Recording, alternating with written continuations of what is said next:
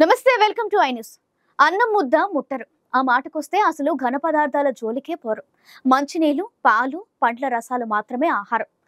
కటిక నేలపై నిద్ర, 4 గంటలకే లేచి చన్నీటి స్నానం, ఇంకా ఇలాంటి కఠిన నియమాలెన్నో పాటిస్తూ AP deputy CM Pawan Kalyan Varahi దీక్ష చేస్తున్నారు. వారాహిని తన ఇష్టదైవంగా కొలుచుకునే పవన్ కళ్యాణ్ ఆమె అనుగ్రహం వల్లనే తానింతటి వాడినయ్యాడని నమ్ముతున్నారు. 11 రోజుల పాటు కఠిన దీక్షలో ఇంకా అనేక నియమాలను పాటిస్తున్నారు. హిందూ మత విశ్వాసాల ప్రకారం వారాహిదేవి అమ్మవారి సప్త మాతృకల్లో ఒకటి. వారాహి రూపంలో ఉండే అమ్మవారు లక్ష్మీదేవి స్వరూపంగా కొలుస్తారు. వారాహిదేవిని పవన్ కళ్యాణ్ మొదటి నుంచి పూజిస్తారు. ప్రతి ఏటా అమ్మవారి దీక్ష స్వీకరిస్తారు. డిప్యూటీ సీఎం అయ్యాక ఆ దీక్షను మరింత కఠినంగా పాటిస్తున్నారు. జూన్ 26 నుంచి 11 రోజుల పాటు ఈ దీక్ష సాగుతుంది. లేత పసుపు రంగు దుస్తులు ధరించి విధి నిర్వహణలో తప్ప 24 గంటల పాటు అమ్మవారిని తలుస్తూనే ధ్యానం చేస్తుంటారు.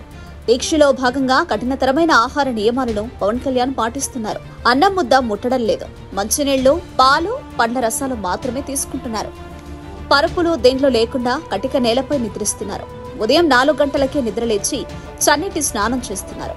ఆ తర్వాత అమ్మవారికి సుప్రభాత పూజలు చేస్తున్నారు. రాత్రి పడుకునే ముందు కూడా అమ్మవారికి పూజలు చేసి నిద్రకు ఉపక్రమిస్తారు. ఇది పవన్ కు కొత్త కాదు, ప్రతి సంవత్సరం చేసే దీక్షనే. అయితే గతంలో ఆయన చేసే దీక్షకు అంతగా ప్రచారం రాలేదు. తన ఇంట్లోనో ఫామ్ హౌస్ లోనో ఈ దీక్ష ఆచరించేవారు. ఈసారి అలా 4 గోడల మధ్య దీక్ష చేయడం కుదరడం లేదు. డిప్యూటీ సీఎం కాబట్టి ప్రజల్లోకి రావడం తప్పడం లేదు. అందుకే ఇప్పుడు దీక్ష చాలా పాపులర్ అయింది.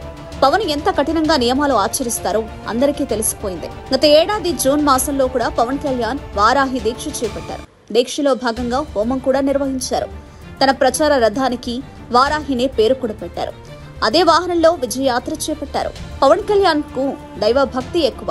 కేవలం వారాహి దీక్షలే కాదు, గతంలో ఆయన చాతుర్మాస్య దీక్షలు కూడా చేపట్టారు. 4 నెలల పాటు ఆయన ఈ దీక్షను కొనసాగించారు.